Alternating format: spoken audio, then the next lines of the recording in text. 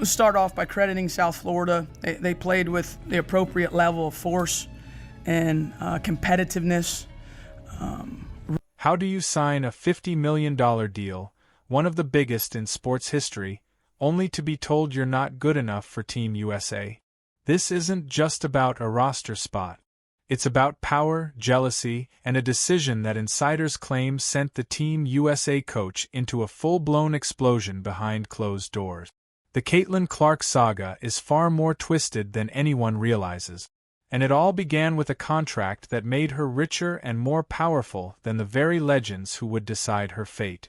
The ink was barely dry on Clark's groundbreaking deal with Gatorade when the whispers started. This wasn't a routine endorsement. Reports pointed to a $50 million empire-building partnership. To put that in perspective, it rivaled, even surpassed, the early deals of countless male superstars. It wasn't just a contract, it was a coronation. Gatorade wasn't simply signing a basketball player, they were anointing a queen. Overnight, Clark went from college phenom to global brand, a force whose influence stretched far beyond the court. She entered a financial stratosphere most of her peers, including veterans on Team USA, could only imagine. This wasn't just about money. It was about leverage. A rookie, not even a dozen pro games deep, suddenly held more commercial power than the establishment itself. But unprecedented success comes with a price. While fans celebrated, a small circle of gatekeepers watched closely. To them, her meteoric rise wasn't a victory for the sport, it was a disruption. The $50 million deal wasn't just a headline, it was a spark. And once it ignited, the firestorm was inevitable. Inside the inner sanctum of Team USA basketball, Clark wasn't viewed as a rising icon. She was seen as a threat. For decades, the women's Olympic program has been a dynasty built on hierarchy and earned respect. Legends were forged through years of international battles, not commercials with Nike and Gatorade. The locker room belonged to an old guard, veterans who bled for gold medals and expected deference. They built the house. They make the rules. Then came Clark. A rookie who wasn't just knocking, she was threatening to become the face of the franchise without ever wearing the senior jersey. Insiders describe a tense atmosphere. Media coverage was non-stop. Jersey sales were record-breaking. The $50 million deal dominated headlines. It was Clark all the time. For players who spent years winning gold in relative obscurity, the shift was jarring. It felt like lifetime achievements were being overshadowed by someone who hadn't paid her dues in their world. This wasn't simply basketball politics. It was a culture clash. The old guard valued grit, seniority, and a quiet team-first mentality. Clark represented the modern athlete as a brand, an individual whose star power could eclipse the team itself. The resentment wasn't always spoken, but it was there. And that simmering tension was about to explode into something far more public. A message to Clark, and to the world, that money alone couldn't buy a seat at their table. Then came the shockwave. The official 12-player roster for the 2024 Summer Olympics was announced. Clark's name was nowhere to be found. The reaction wasn't mild disappointment. It was outrage. Disbelief rippled across the sports world. The omission instantly overshadowed the players who actually made the team. Fans were furious. Analysts were stunned. How could the most popular and influential player in the sport be left home?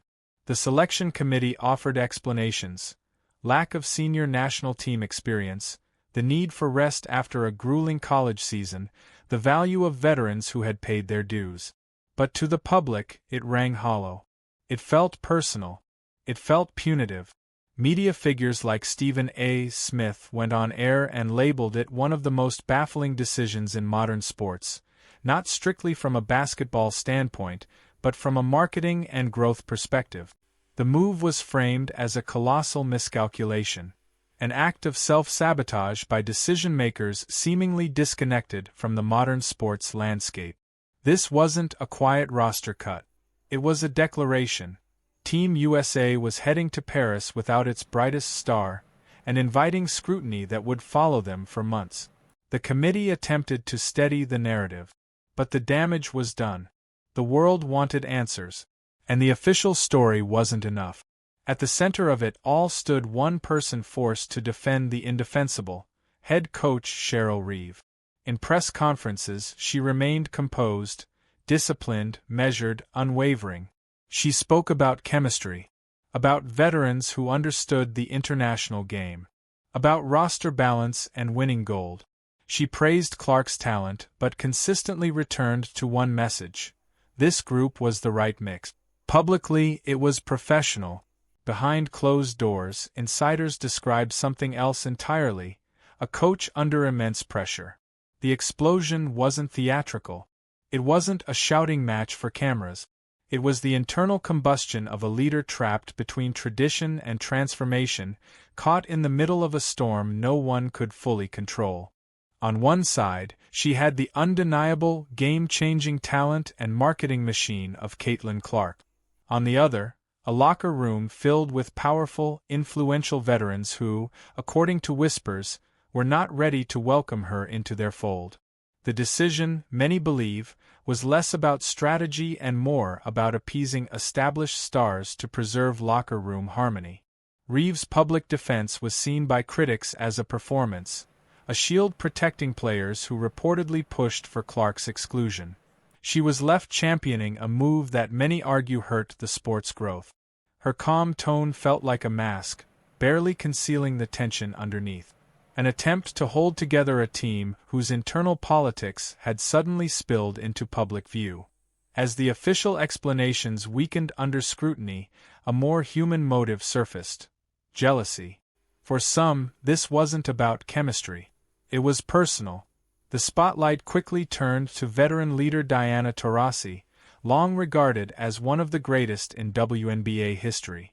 Taurasi has always been known for her fierce competitiveness and her blunt approach to rookies. Before the season began, she made headlines by warning Clark that reality is coming at the professional level. Framed as tough love at the time, the comment took on a different tone after the Olympic snub. It sounded less like advice and more like a line drawn in the sand. Reports suggested that Taurasi and other veterans weren't thrilled with the idea of the Olympic stage turning into the Caitlin Clark show. They had spent entire careers chasing gold. They didn't want their final run overshadowed. And the reported $50 million deal with Gatorade became the ultimate symbol of imbalance. A rookie earning more from one endorsement than some veterans made across entire careers created resentment. Instead of a rising tide lifting all boats, her success felt like an assault on legacy. In that light, the omission looked less strategic and more like a final assertion of control, a reminder of who still held power. Leaving Clark off the Olympic roster wasn't just controversial. It was potentially catastrophic from a business standpoint. The Caitlin Clark effect is measurable. Ratings surge. Tickets sell out. Merchandise disappears. She helped push the NCAA Women's Championship to record levels and brought historic viewership to the WNBA. She became, quite literally, an economic engine for women's basketball. The Olympics are a global stage. Broadcasters like NBC were expected to center coverage around her. Her presence would have drawn millions of casual viewers. By excluding her, Team USA didn't just sideline a star, they sidelined a massive audience. Marketing analysts questioned the logic. In modern sports, entertainment value and revenue matter as much as execution on the court. The decision felt outdated, prioritizing internal politics over unprecedented growth. They may have protected locker room dynamics, but they sacrificed mainstream momentum. Amid the chaos, Clark did something unexpected. She stayed composed. While debate raged, she refused to escalate it. She didn't criticize the committee. She didn't call out veterans. When she addressed the media, her response was measured and gracious. She expressed support for the players selected and framed the moment as motivation rather than rejection. She shifted her focus back to playing for the Indiana Fever. And that response reshaped the narrative. Her poise made the controversy look smaller. While officials defended complicated reasoning, Clark kept playing, competing, and letting her performance speak. The contrast was striking. In a storm of ego and politics, she appeared steady, mature, focused. By choosing restraint, she won public opinion decisively. No outbursts, no retaliation, just composure. It reinforced her image not only as a star, but as a leader. In the end, this was never just about one roster spot for the 2024 Summer Olympics. It became a flashpoint in a larger struggle over the direction of women's basketball, old guard versus new era, hierarchy versus market-driven stardom. The Gatorade deal wasn't the root of the conflict. It was the catalyst that exposed cracks already present. On one side stood decorated veterans committed to tradition and earned hierarchy. On the other stood a transcendent figure whose influence threatened to upend that system overnight. Head coach Cheryl Reeve found herself in the middle. Protect veteran leadership or embrace the commercial and cultural shift unfolding in real time. The choice favored stability, but possibly at the expense of the future. The lingering question isn't whether Team USA can win gold. They absolutely can. The deeper question is what they lost along the way. Did they preserve chemistry while alienating a new generation of fans? In trying to control the narrative, did they reveal fear of the very progress they publicly champion? They may return home with medals, but they may also discover the sport has already shifted, led by the very player they decided wasn't ready. The aftermath of Clark's Olympic snub didn't simply fade into the background. It reverberated across every corner of women's basketball. Analysts, fans, and insiders began piecing together the narrative of a sport at a crossroads, where tradition clashed with modernity, and commercial influence collided with legacy authority. At the center of it all was one unmistakable truth. Caitlin Clark had become more than a player. She had become a symbol, a metric by which the sport's relevance, popularity, and financial viability could be measured. Every decision surrounding her, from endorsement deals to roster omissions, carried a weight that few could fully comprehend. The $50 million Gatorade deal was more than just a contract. It was a statement to the world that women's basketball had arrived on a commercial and cultural stage previously reserved for male superstars. And yet, while the market celebrated her ascent, the internal dynamics of Team USA exposed a very different reality, one governed by ego, hierarchy, and the fear of disruption. Sources close to the team described a locker room tense with unspoken friction. Veterans, some decorated with decades of international experience, were reportedly unsettled by the rapidity of Clark's rise. For them, the Olympics had always been a stage earned, a culmination of years of dedication and unbroken loyalty. Here came a rookie, whose commercial power arguably exceeded that of the most established players, and the optics alone were enough to create discomfort. It wasn't necessarily resentment toward her personally, but rather a resistance to the shifting paradigm she represented. Clark's influence extended far beyond basketball skills. Every appearance, interview, and social media post amplified her presence. For the first time, a rookie could drive ratings, sponsorships, and fan engagement to levels previously unimaginable. This phenomenon, often referred to as the Caitlin Clark effect, transformed even casual viewers into active followers of women's basketball. Where the sport had long relied on tradition, hierarchy, and internal narratives, Clark offered an entirely new pathway, one shaped by branding, media presence, and market influence. It's worth noting that the effect wasn't theoretical. Ticket sales soared in arenas where Clark played. Merchandise bearing her name became the fastest-selling items across collegiate and professional circuit. Broadcast partners, particularly NBC, reportedly anticipated her participation in the Olympics to elevate viewership across all demographics. Millions of casual fans, who might not have engaged otherwise, were expected to tune in specifically to watch her play. From a purely commercial perspective, leaving her off the roster was unprecedented, a decision that contradicted both common business sense and the realities of modern sports marketing. But business logic often clashes with internal politics. Behind the scenes, whispers of influence, pressure, and personal agendas painted a more complicated picture. The senior players, particularly those with long-standing reputations, were described as vocal yet cautious. They recognized Clark's talent but questioned her readiness, not in terms of skill, but in terms of integration into an established culture that valued hierarchy, seniority, and earned respect. Each public statement defending the roster, especially by coach Cheryl Reeve, was framed to maintain balance, a careful blend of praise for Clark's abilities with an emphasis on chemistry, teamwork, and veteran guidance. Yet, those who understood the subtle cues within the organization suggested that the statements only scratched the surface of what was really unfolding. Tensions weren't confined to locker room politics, they spilled over into media coverage. Every analyst segment, every social post, and every column dissected the implications of Clark's exclusion. Debate raged not just over roster strategy, but over the broader philosophy of women's basketball. Was this a missed opportunity to modernize the sport, or a protective measure to safeguard cohesion among seasoned athletes?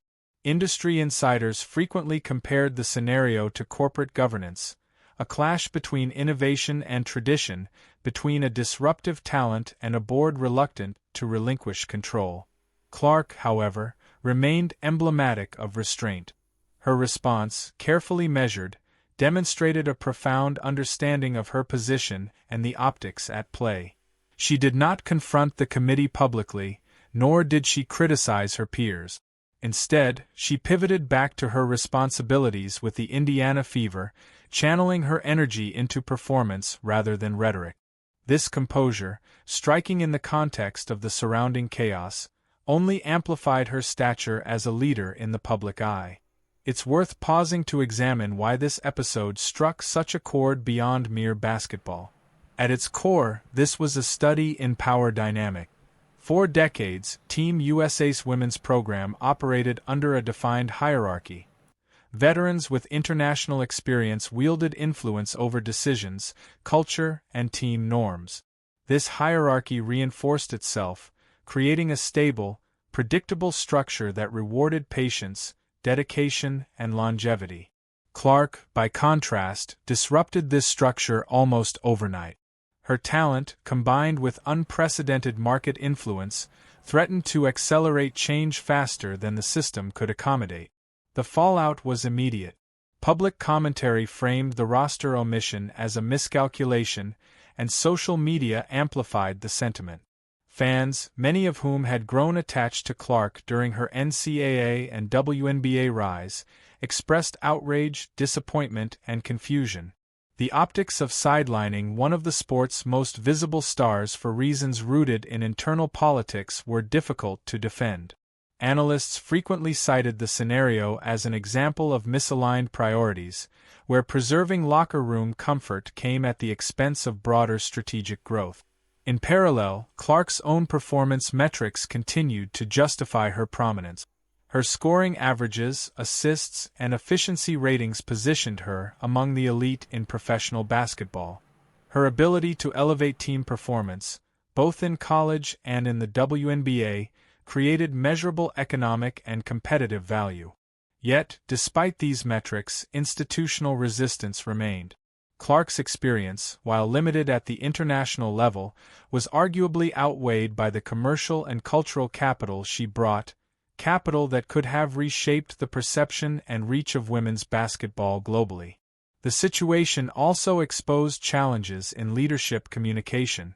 Coach Reeve's role became increasingly complex. She was tasked with balancing the expectations of veteran players, the scrutiny of the media, and the evolving landscape of the sport. Every public statement required precision. Too much praise for Clark risked alienating veterans, while too little could appear dismissive or short-sighted.